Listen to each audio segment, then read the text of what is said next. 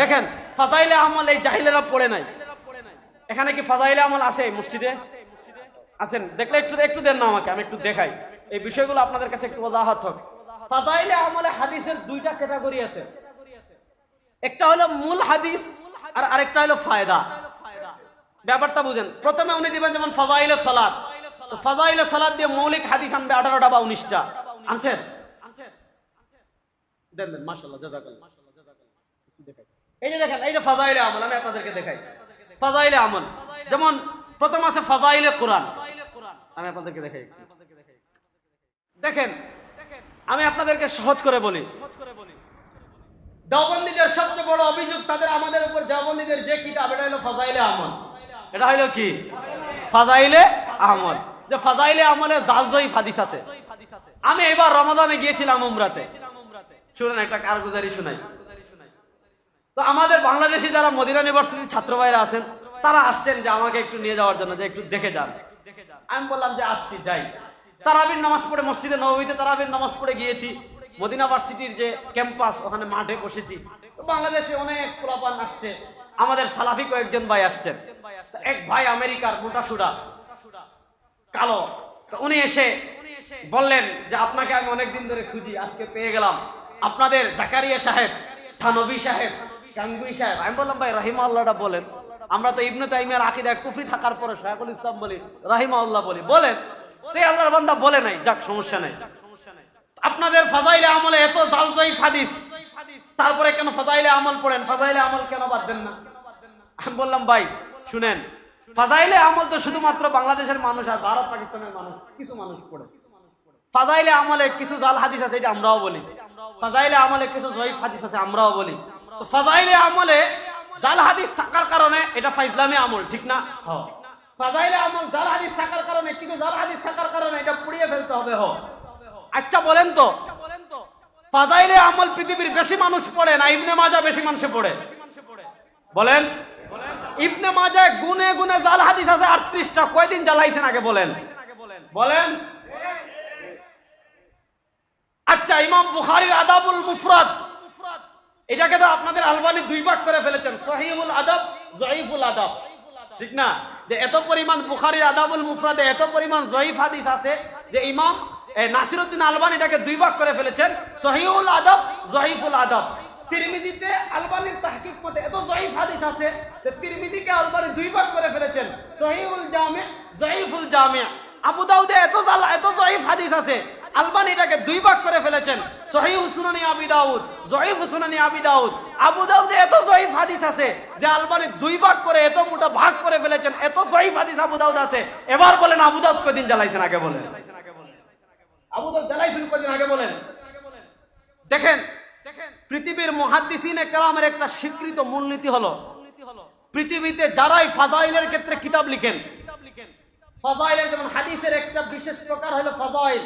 ফাজাইলের ক্ষেত্রে ইবনে শাহিন কিতাব লিখেছেন ফাজাইলুল আমাল নামে, ইমাম বাইহাকি রাহিমাহুল্লাহ কিতাব লিখেছেন ফাজাইলুল আওকাত নামে, ইমাম বাইহাকি লিখেছেন শুআবুল ঈমান নামে, ইমাম ইবনে রাজব হাম্বলি লিখেছেন লতাইফুল মাআরিফ নামে, ইমাম বুখারী লিখেছেন আল আদাবুল মুফরাদ নামে।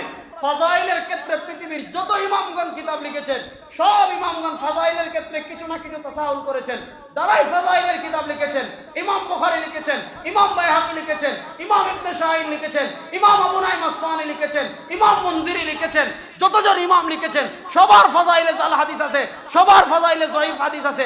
কারো কিতাব জ্বালান না, শুধু শাইখুল হাদিস জাকারিয়া কান্দালাবী রাহিমাহুল্লাহর কিতাব জ্বালাতে চান। আসলে ফাজাইলে আমল নিয়ে আপনাদের এলার্জি না, আপনাদের এলার্জি হলো আরেক জায়গায়। দেখেন ফাজাইলে আমল এই জাহিলেরা পড়ে নাই। এখানে কি ফাজাইলে আমল আছে মসজিদে? আছেন? দেখলে একটু একটু দেন না আমাকে, আমি একটু দেখাই এই বিষয়গুলো আপনাদের কাছে একটু ওয়াজাহাত হবে।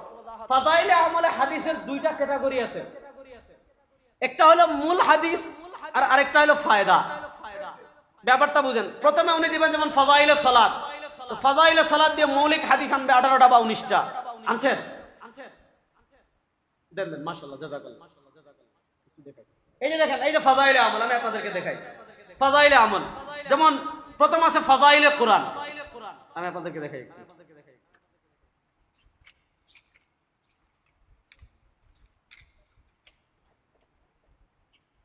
এই যে ফাজাইলে কোরআন।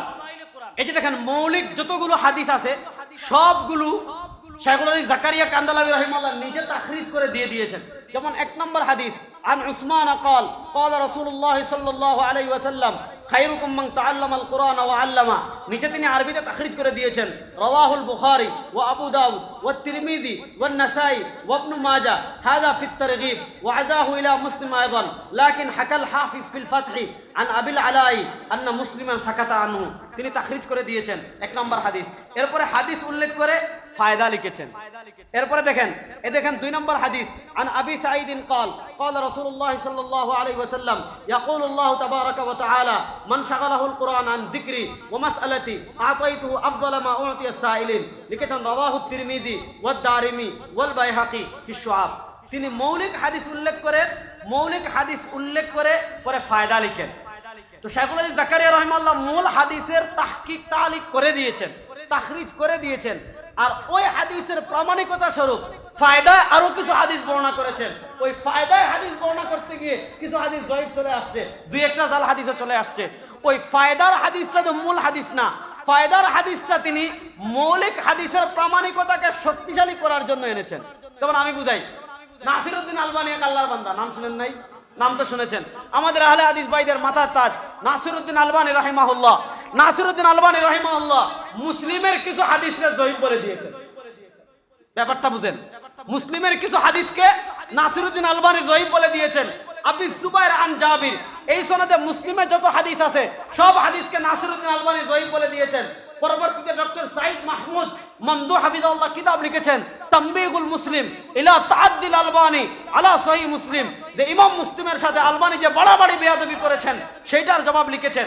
তো উনি আলবানী রাহিমাহুল্লাহ মুসলিমের কিছু হাদিসকে জয়ীফ বলে দিয়েছেন। বুঝেন নাই? মানে ইমাম মুসলিম প্রথম যে পরিচ্ছেদ আছে, পরিচ্ছেদের শুরুতে একটা হাদিস আনেন, মূল হাদিস। এরপরে আমরা যারা মুসলিম শরীফ পড়েছি দেখা যায় ওই হাদিসের প্রামাণিকতাকে শক্তিশালী করার জন্য কখনো সনদ এনেন, মতন উল্লেখ করেন বা মতন উল্লেখ করেন না, বা মূল হাদিসকে শক্তিশালী করার জন্য 1-2টা হাদিস এমন আনেন যেগুলোর সনদ নিয়ে কিন্তু কিলোকাল থাকতে পারে। আলবানী রাহিমাহুল্লাহ ইমাম মুসলিমের মানহাজ না বুঝে জরাহ করে ফেলেছেন। তো আলবানী রাহিমাহুল্লাহ ইমাম মুসলিমের মানহাজ না বুঝে যেমন জরাহ করেছেন, আজকে যারা ফাজাইলে আমলের উপর আপত্তি করে, ফাজাইলে আমল তো পড়েও নাই, হাদিস শাস্ত্র সম্পর্কে কোনো জ্ঞান নাই। যদি কোনো জ্ঞান থাকতো তাহলে দেখতো শাইখুল হাদিস জাকারিয়া কান্দালাবি আগে মূল হাদিস উল্লেখ করেছেন, তারপরে ফায়দা উল্লেখ করেছেন। মূল হাদিসের তাখরিজ আল্লামা আব্দুল হাফিজ মক্কি রাহিমাহুল্লাহ ছাপিয়েছেন তাহকিকুল মাকাল ফি তাখরিজ আহাদিসিল ফাজাইলিল আমাল। জাহিলের দল পড়ে দেখ ফাজাইল আমলের হাদিস পাস কি পাস না। যাক, আমি আবার এমনি আমার নামে বদনাম বেশি, যে আমি কড়া কথা বেশি বলে ফেলি। তো এত এই ব্যাপারটা আপনি বুঝেন, তো কড়া কথা বলি অনেক দুঃখে। তো আপনি দেখেন হানা ফাজাইলে আমল 1-2টা জাল হাদিস, ফাইজলামি আমল আরো কত কথা, এগুলো কি বলেন? এগুলো কি?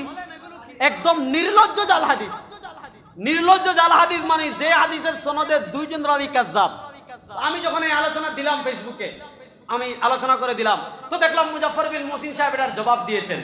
তো ওনার জবাব আর আমাদের আলাউদ্দিন জিহাদির জবাব দুইটা এক ক্যাটাগরিতে হয়ে গেছে। এক ক্যাটাগরি কেমন হয়েছে বলি? আলাউদ্দিন জিহাদি সাহেবরা নবী নূর এর পক্ষে একটা দলিল দে যে একদিন রাসূলুল্লাহ সাল্লাল্লাহু আলাইহি ওয়াসাল্লাম আয়েশা রাদিয়াল্লাহু তাআলা রাতে সুই দিয়ে সেলাই করতেছিলেন, কাঁথা, বুঝেন নাই? কাঁথা সেলাই করতেছেন। আল্লাহ নবী সাল্লাল্লাহু আলাইহি ওয়াসাল্লাম অন্ধকারে হঠাৎ আয়েশা রাদিয়াল্লাহু তাআলার সুই পড়ে গেছে। আয়েশা রাদিয়াল্লাহু তাআলা সুই পাচ্ছেন না। যখন সুই পাচ্ছেন না তো কি হচ্ছে, রাসূলুল্লাহ সাল্লাল্লাহু আলাইহি ওয়াসাল্লাম যখন ঘরে এসেছেন, রাসূলুল্লাহর নূরে ঘর আলোকিত হয়ে গিয়েছে, আর আয়েশা রাদিয়াল্লাহু তাআলা সুই পেয়ে গিয়েছেন। তো আমি বললাম এই হাদিস জাল। কেন জাল? এই হাদিসের সনদে একজন বর্ণনাকারী আছেন মাসআদাত ইবনে বকর আল ফারগানি। ইমাম যাহাবী মিজানুল ইতিদালে বলেছেন কাযযাবুন, যে উনি মিথ্যুক। আর যদি কোনো হাদিসের সনদে মিথ্যুক রাবী থাকে, অন্তত নুকবাতুল ফিকার যে পড়েছে সেও জানে যে কোনো সনদে, কোনো হাদিসের সনদে যদি কাযযাব রাবী থাকে এটা কি সহিহ না জাল? আমি যখন এই আলোচনা দিলাম, আলাউদ্দিন জিহাদি সাহেব জবাব দিছে যে তুমি উসুলে হাদিস বেশি বুঝো, পৃথিবীর কোন ইমাম এটাকে জাল বলেছেন দেখান। তো পৃথিবীর কোন ইমাম কোন হাদিসকে জাল বলা লাগে না। সনদে যদি মৃত্যুক রাবী থাকে, কোন ইমাম জাল না বললে ওইটা কি? মৌজুআতের কিতাব কি সব মৌজুআত চলে আসছে। তো আলাউদ্দিন জিয়াদি সাহেব এই জবাব দিল, যখন মুজাফফর বিন মুহসিনের কিতাব খুলে দেখাইলাম যে এই যে আল বাইহাকির আল খিলাফিয়াতে দুইজন রাবী কাযযাব, তখন মুজাফফর বিন মুহসিন সাহেব আমারে বলে, এ রেজাউল করিম আবরার, তুমি উসুলে হাদিস কি জানো? পৃথিবীর কোন ইমাম এটাকে জাল বলেছেন দেখাও। ব্যাপারটা বুঝাইতে পারি নাই? আপনি চিন্তা করেন কোন লেভেলের তারা। ভাই পৃথিবীর কোন ইমাম এটাকে জাল বলা লাগে না। ইমামগণ উসুল নির্ধারণ করে দিয়েছেন যে ইনকানা ফি ইসনাদি কাযযাবুন ওয়াযযাউন ফাল হাদিসু মাওযু'। মুকদ্দিমা ইবনে সালাহ খুলো মিয়া, আত-তাকীদ ওয়াল ইদাহ খুলো মিয়া, ফাতহুল মাগিস খুলো মিয়া, তাদরিবুর রাবি খুলো মিয়া, তুমি মুস্তালাহুল হাদিসের যে কোনো কিতাব খুলো, খতিবে বাগদাদির আল কিফায়া খুলো, ইমাম ইবনুল জাওজির কিতাবুল মাওযুআত খুলো, শেখ আব্দুল ফাত্তাহ আবু কুদ্দার লামহাত পড়ো, ইবনে কাইয়িম আল মানারুল মুনিফ মিয়া পড়ে দেখো, কোন হাদিসের সনদে যদি কাযযাব রাবী থাকে, পৃথিবীর কোন ইমাম এটাকে মাওযু বলা লাগে না। কাযযাব রাবী থাকলে এটা কি বলেন না? কাযযাব রাবী থাকলে এটা কি? তা এই হাদিসের সনদে কাযযাব একজন না দুইজন? এই হাদিসের সনদে কাযযাব একজন না দুইজন? তারপরে এটা কি হাদিস? সহিহ হাদিস। তারপরে এটা কি হাদিস? আমি এখন একটা সিরিজ আলোচনা করতেছি যে নিজেদের মতের পক্ষে গেলে জয়ীফ হাদিস সহিহ হয়ে যায়, জাল হাদিস সহিহ হয়ে যায়, আর নিজেদের মতের বিপক্ষে গেলে সহিহ হাদিস জাল হয়ে যায়, সহিহ হাদিস জয়ীফ হয়ে যায়। নিজেদের মতের পক্ষে গেলে জয়ীফ হাদিস সহিহ হয়ে যায়, জাল হাদিস সহিহ হয়ে যায়। এই হইল অবস্থা। এজন্য শুনেন, এদের অপপ্রচারে বিভ্রান্ত হওয়া যাবে না।